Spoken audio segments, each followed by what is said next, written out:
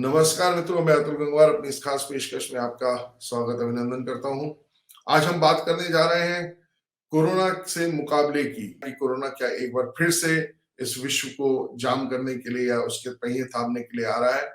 तो ये एक आशंका जाहिर की जा रही है। प्रधानमंत्री ने भी इस बारे में एक विशेष बैठक बुलाई है जिसमें इस तरीके की जो कहते हैं जिस तरह का डर या कहें कि कोरोना से लड़ाई के लिए जिस प्रकार के कदम उठाए जाने चाहिए उन सब पर चर्चा हुई है।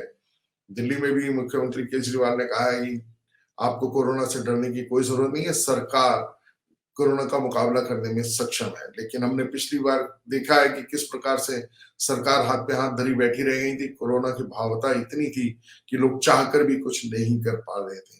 तो क्या इस बार की लड़ाई कोरोना से जो लड़ी जाएगी वो सरकार भरोसे से लड़ी जाएगी या हमें स्वयं लड़नी होगी? हमारे साथ इस बात पे चर्चा करने के लिए मौजूद है डॉक्टर विशाल चड्ढा, जिन्होंने पिछली बार कोरोना से लड़ाई में बहुत अहम भूमिका निभाई थी। डॉक्टर साहब, स्वागत है हमारे इस खास पेशकश में। जी नमस्कार, स्वागत है आपका भी अतुल जी। जी डॉक्टर साहब, एक बार फिर से लग रहा है कि कोरोना का कहर टूट सकता है। इसके बारे में आशंका जाहिर की जा रही है और देश में सरकारें प्रिकॉशनरी मेजरमेंट लेने के लिए कमर कस रही हैं। आपको क्या लगता है कि कोरोना की लड़ाई हम सरकार भरोसे लड़ेंगे या उसको लड़ने का कोई और तरीका भी हो सकता अतुल जी, मुझे लगता है कि हम दोनों को, सरकार को भी और नागरिकों को सम्मिलित रूप से जिम्मेदार होकर इस लड़ाई को लड़ना होगा।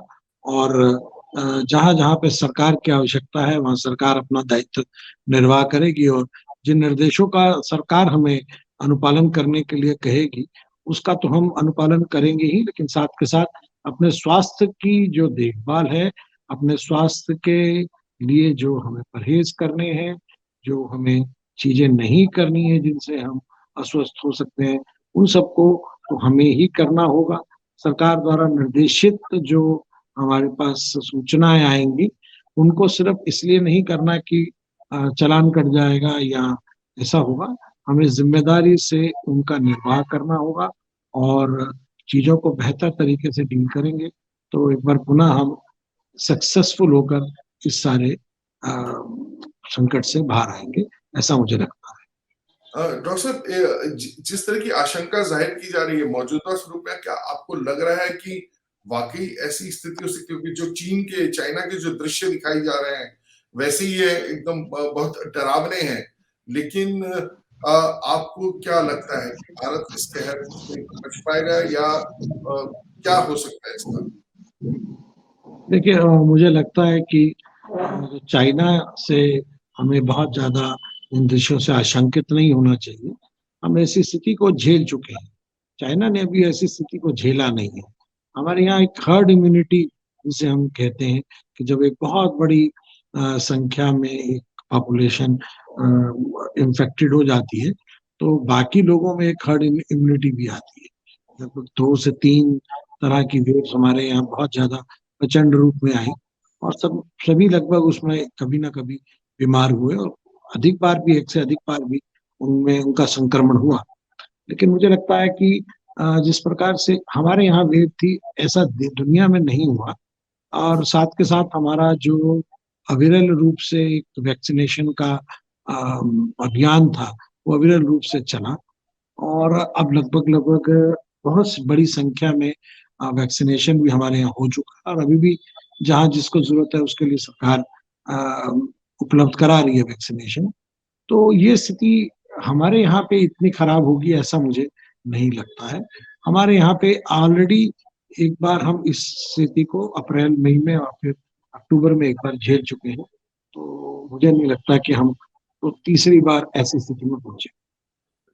लेकिन डॉक्टर साहब, एक बात ये तो तय है, जैसे कि आपने कहा कि ये लड़ाई सरकार के भरोसे नहीं लड़ी जा सकती। सरकार और हमें मिलकर लड़ना पड़ेगा। यानी सरकार के प्रयासों के को तभी सार्थक किया जा सकता है जब हम लोग भी तैयार हों। आपने जैसे कहा कि हमें नॉर्म्स का पालन करना चाहिए। हम शुरुआती दौर से क्या प्रिकॉशंस आज से लेनी शुरू करें ताकि अगर मान लीजिए ऐसी कोई स्थिति बनती भी है तो हम तैयार हों उस लड़ाई से लड़ने के लिए? आम आदमी क्या अपनी ओर से तैयारी?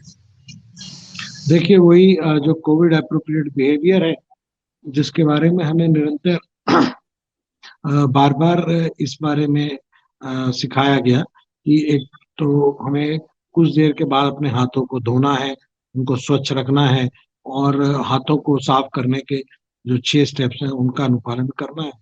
उसके बाद मास्क जो है जरूर लगाना है और जब भी हम भीड़ भाड़ के इलाके में हो।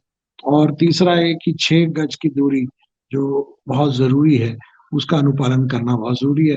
और चौथा इसके अंदर जुड़ा था कि हमें अपना बूस्टर डोज जो है वो समय पे ले लेना चाहिए, हमारा बचाव इस संक्रमण से होगा। जी डॉक्टर साहब, और एक एक चीज और बताइए, मान लीजिए चलिए ये सारी चीजें तो प्रिकॉशनरी जो हैं ये मैंने देखा कि अभी भी बहुत सारे लोग कर रहे हैं बिना गाइडलाइंस के भी अभी तक कर रहे थे। हालांकि थोड़ी लापरवाही तो शुरू हुई है, 6 गज की दूरी खत्म हुई है, अ, लेकिन खान पान को लेकर या जैसे इम्यूनिटी बूस्टर टाइप की, जैसे कहते हैं आपकी इम्यूनिटी बढ़े, इसके लिए कुछ आप सजेस्ट करते हैं क्या?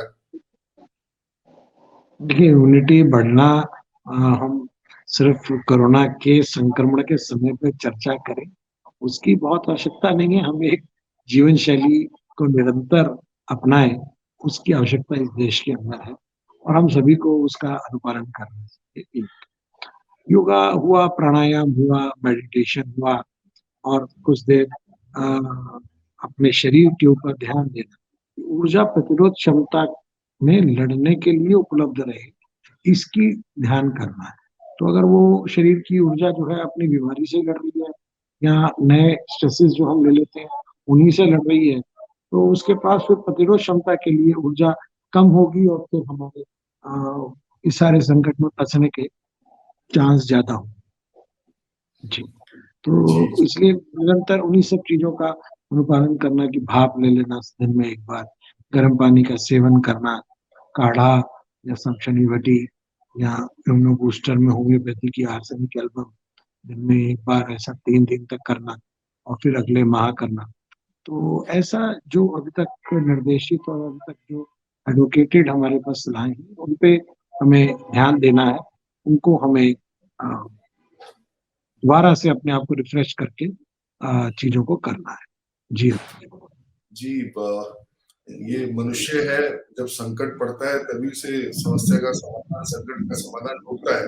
और शायद अगर निरंतर उस चीज को वो करता रहे तो 1-2 दिन ही पूरा जीवन वो अपना स्वस्थ बिता सकता है, लेकिन ये एक आदर्श स्थिति है, लेकिन ऐसा होता नहीं है। हम और आप मतलब अगर मैं अपनी ही बात करूं तो बहुत सारी चीजों में इतनी लापरवाही बरत देते हैं कि जानते हैं कि इसका खामियाजा भुगतना पड़ेगा, लेकिन फिर भी अपनी हरकतों से बाज नहीं आते।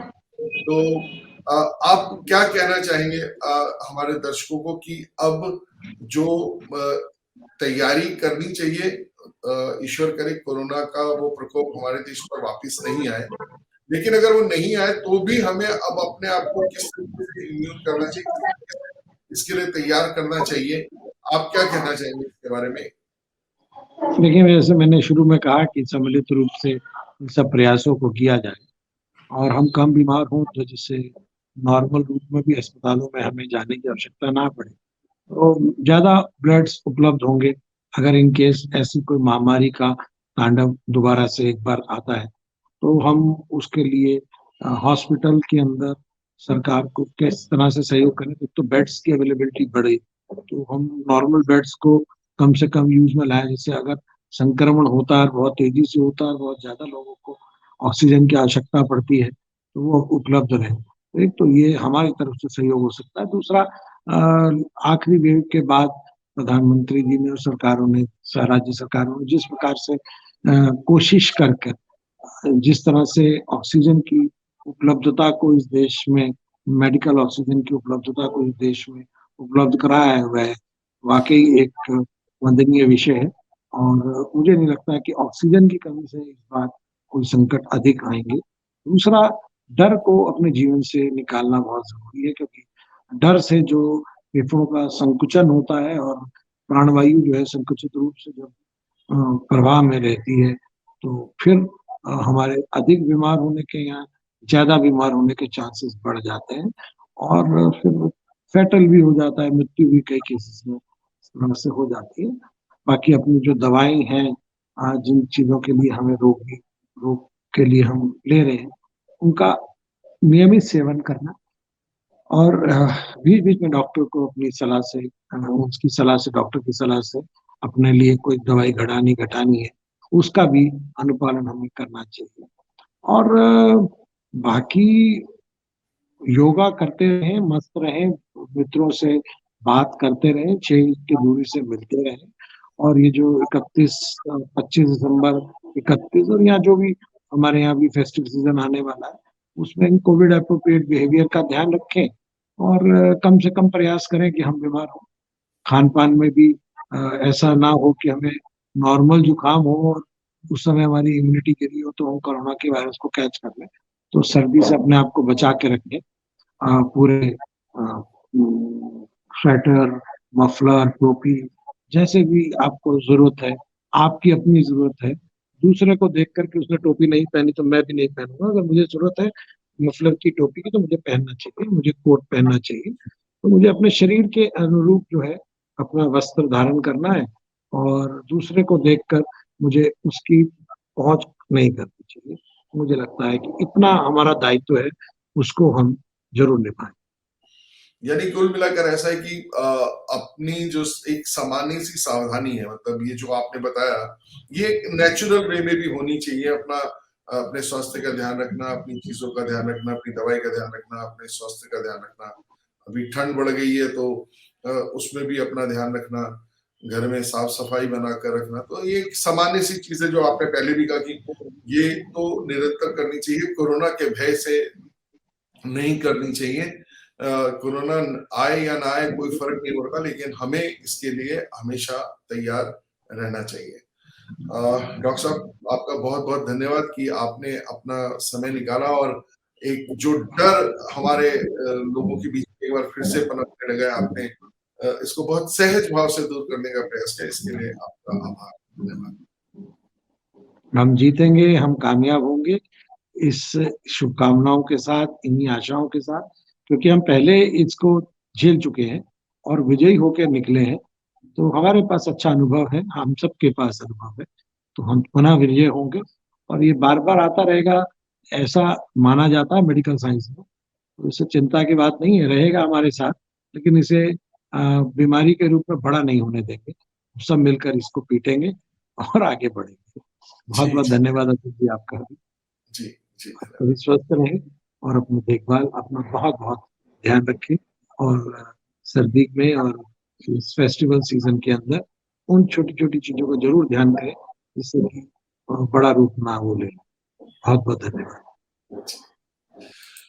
तो ये थे डॉक्टर विशाल चड्ढा, जो बता रहे थे कि अब हमें अगर आने वाले खतरे से वो आगाह कर रहे थे और कह रहे थे कि उसे चिंता करने की आवश्यकता नहीं है। सबसे बड़ी बात यह है कि चिंता करने की आवश्यकता नहीं है। चिंता चिता समान है, फर्क सिर्फ बिंदी का है। तो सरकार के प्रयासों के साथ हमें मिलकर लड़ना है। कोरोना से पहले भी हम विजयी हुए हैं, इस बार फिर विजयी होंगे। आप सब ध्यान रखें अपना, स्वस्थ रहें, प्रसन्न रहें और जैसा डॉक्टर साहब ने कहा, मित्रों से मिलते रहें, बातें करते रहें, लेकिन 6 गज की दूरी बनाकर रखें। आज के लिए बस इतना ही, धन्यवाद।